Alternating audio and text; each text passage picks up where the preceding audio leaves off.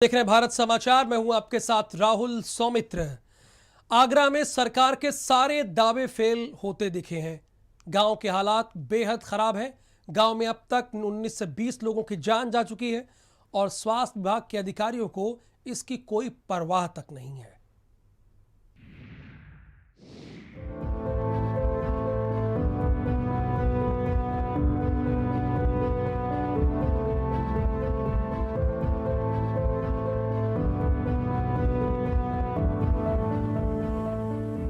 नगरी आगरा में जिला प्रशासन जरूर गांव-गांव तक स्वास्थ्य व्यवस्था दुरुस्त होने के दावे कर रहा, लेकिन गांव में हालात बेहद खराब है। आलम यह है कि पिछले कुछ दिनों में शमशाबाद ब्लॉक के गांव ऊंचा में अब तक 19 से 20 लोगों की मौत हो चुकी है, लेकिन स्वास्थ्य विभाग का कोई भी अधिकारी यहां झांकने तक नहीं आया।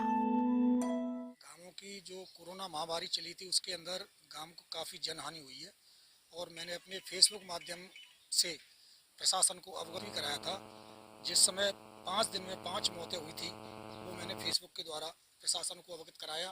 उसके बाद आपकी 7 दिन के अंदर 9 मौतें हुई, वो भी मैंने फेसबुक के द्वारा अवगत कराया।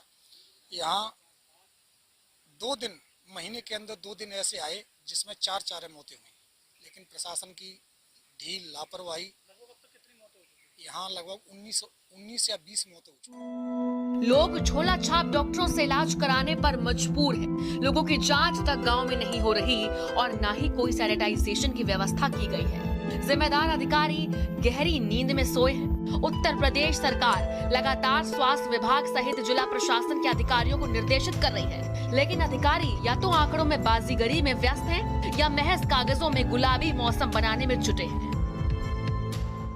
शमशाबाद ब्लॉक के गांव ऊंचा के स्वास्थ्य केंद्र पर हम पहुंचे हैं। देख सकते हैं जिस तरीके से गायें यहाँ बंधी हुई हैं। स्वास्थ्य व्यवस्थाओं की बात की जाए तो जिला प्रशासन और सरकार लगातार दावे कर रहा है, लेकिन ये सामुदायिक जो स्वास्थ्य केंद्र है उसकी हालत इस बात को बयां कर रही है कि आखिर स्वास्थ्य व्यवस्था इस स्वास्थ्य केंद्र पर कितनी बेहतर है।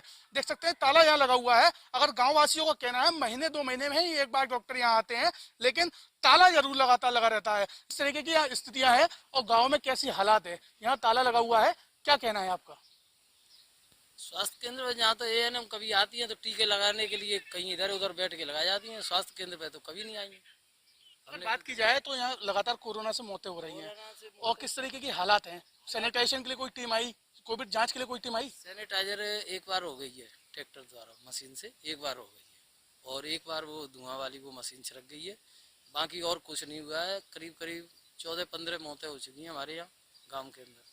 डॉक्टर कब से यहाँ नहीं आए और आते भी हैं तो किस तरीके का उपचार देते हैं? डॉक्टर तो कभी नहीं आया है। एएनएम आती है, कभी कभी टीका बीका लगती है, पोलियो की दवाई पिलती है, जब सो स्कूल पे बैठ के पिला जाती है। बहरहाल गाँव वासी बेहतर उपचार के लिए झोला छाप डॉक्टरों का सहारा ले रहे हैं। यही कारण है जांच न होने के कारण लोगों को संक्रमण का पता ही नहीं चल रहा और ऐसे में उनकी मौत हो रही है। अपने सहयोगी मनीष के साथ शमशाबाद से मैं कपिल अग्रवाल, भारत समाचार आगरा।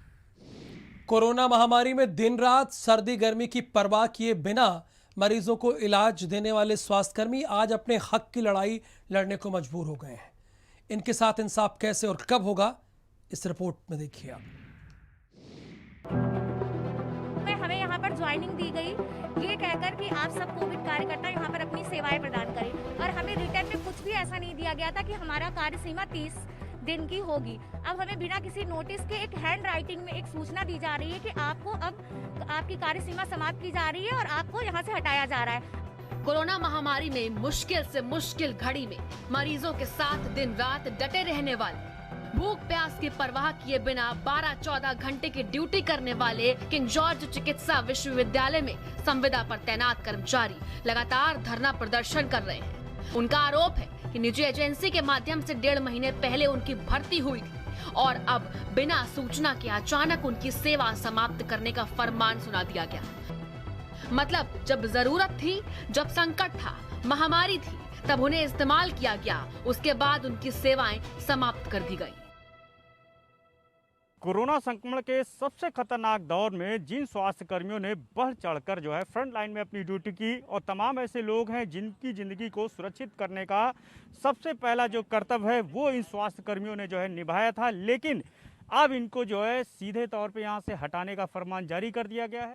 अब हमें बिना किसी नोटिस के एक हैंड राइटिंग में एक सूचना दी जा रही है कि आपको अब आपकी कार्य सीमा समाप्त की जा रही है और आपको यहाँ से हटाया जा रहा है। अगर हम लोग को पता होता कि हम लोग को सिर्फ 1 महीने या 3 महीने के लिए रखा गया होता तो हम लोग अपनी पहली वाली ड्यूटी क्यों छोड़ते, बताइए। यहाँ से नहीं हिलेंगे, बिल्कुल नहीं हिलेंगे, हमारी मांगे पूरी होनी चाहिए। हम इनके लिए अपनी बेटी, माँ बाप सब छोड़ छाड़ के यहाँ बैठे हैं, तो अब हम यहाँ से जब जान ही जाना है तो वहाँ नहीं दिक्कत की तो यहाँ भी नहीं करेंगे।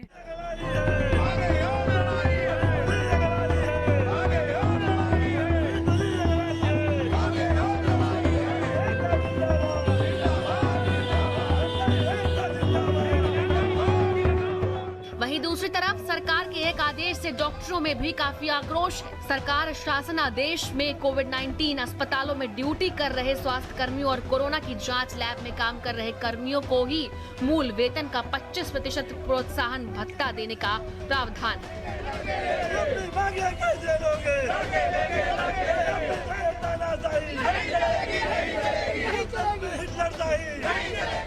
जबकि स्वास्थ्य कर्मियों की मांग है कि सभी को 25% प्रोत्साहन भत्ता दिया जाए, जिसको लेकर डॉक्टर प्रदर्शन कर रहे हैं।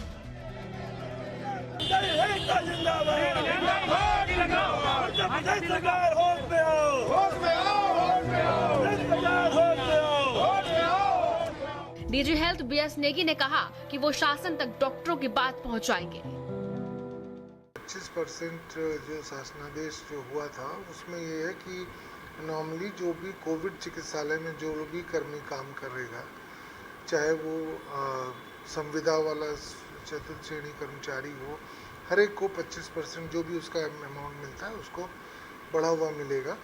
और उसमें कुछ लोगों को दिक्कतें हैं कि जैसे नॉन कोविड हॉस्पिटल में जो लोग कोविड की जांच कर रहे हैं या इस तरह, तो सर उनके नेताओं से जो है शासन की बात हुई है, उस पर विचार चल रहा है।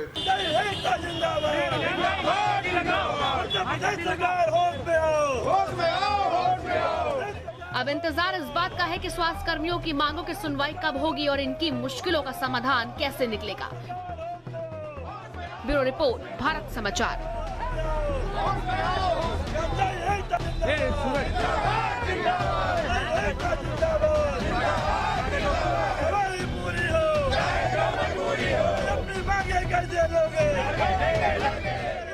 आगरा के बाह के रुदमुली गांव का स्वास्थ्य केंद्र कई वर्षों से खराब पड़ा है। 93 में शिलान्यास और 94 में उद्घाटन हुआ। 1 दर्जन से अधिक गांव लाभान्वित हुए थे। बंद पड़े स्वास्थ्य केंद्र को लेकर ग्रामीण बहुत परेशान हैं।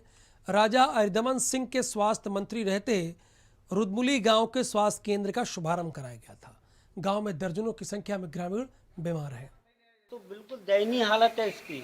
बिल्डिंग भी जर्जर हो गई है, तब से कोई देख रेख नहीं है और जो भी है वो आपके सामने है। जैसा कि वो भी आपने लिया है, इसमें जो कहाँ से इसके लिए पैसा आया था, सेव दी चिल्ड्रन फंड से आया था और उस समय इसका जो शिलान्यास किया गया तो माननीय डॉक्टर जीडी बरनाल हैं, मुख्य शिक्षा अधिकारी आगरा के द्वारा करवाया गया। बिजनौर से सटा बारूखी गांव का सरकारी प्राथमिक स्वास्थ्य केंद्र जो साल 2010-2011 में 70 लाख रुपए की लागत से बना था, तब से ही अस्पताल बंद है। वो भी इसलिए कि 10,000 की आबादी वाले गांव में डॉक्टर्स का अभाव है। मुख्य गेट पर ताले लटके मिलते हैं। कोविड वैक्सीन लगवाने के लिए ग्रामीण हाथों में कार्ड लिए अस्पताल आते हैं, लेकिन उन्हें पीएचसी में डॉक्टर ही नहीं मिलता। अस्पताल के सभी दरवाजे खिड़की टूटी पड़ी हैं।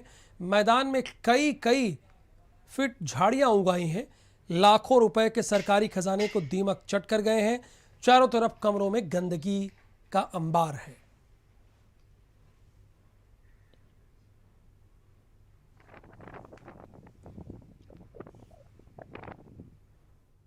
ये 2010-11 में बनी थी और 70 लाख के आसपास की इसकी लागत थी और डॉक्टर तो यहाँ कोई आता नहीं है और हालात बहुत जैसे कोविड-19 का चल रहा है, तो यहाँ डॉक्टर का आना बहुत जरूरी है। लाखों रुपए की लागत से बना पीएचसी आज अपनी बदहाली के आंसू बहा रहा है। इस वक्त मैं मौजूद हूँ बिजनौर के बरूकी की पीएचसी पर, जहां पर आप देख सकते हैं, मैं कैमरा पर्सन से कहूंगा कि पूरी तरह से जो है ताले लगे हुए हैं यहाँ पर पीएससी पर, और साथ ही आप देख सकते हैं जो खिड़कियां हैं वो पूरी तरह से टूटी हुई हैं। ये साल 2011 में पीएससी बनी थी।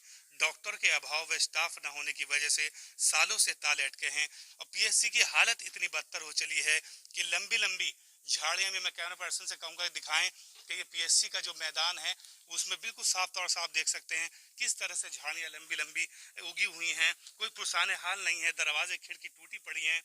और साथ ही कोरोना काल में भी पीएससी बंद होने की वजह से जो तीमारदार हैं, जो मरीज हैं, वो काफी परेशान हैं। अब देखना यह होगा कि आखिर इस पीएससी को कब तक बदहाली से निजात मिल पाएगी। आप देख सकते हैं किस तरह से पूरी तरह से खिड़कियां टूटी हुई हैं, शीशे भी बिल्कुल गायब हैं और जो बाथरूम बना हुआ है वो भी पूरे से टूटा हुआ है। तो अब देखना यह होगा कि आखिर इस पीएससी को कब तक स्वास्थ्य विभाग और प्रशासन सही कर पाएगा। कैमरा पर्सन नईम के साथ सरफराज खान, भारत समाचार, बिजनौर। मेरठ ट्रैफिक पुलिस ने सभी एम्बुलेंस और अस्पतालों पर एम्बुलेंस किराया दर की सूची चस्पा कर दी है। डीएम साहब आदेश दिए हैं कि इससे ज्यादा पैसे वसूलने वाले अस्पताल और एम्बुलेंस पर कठोर कार्रवाई की जाएगी।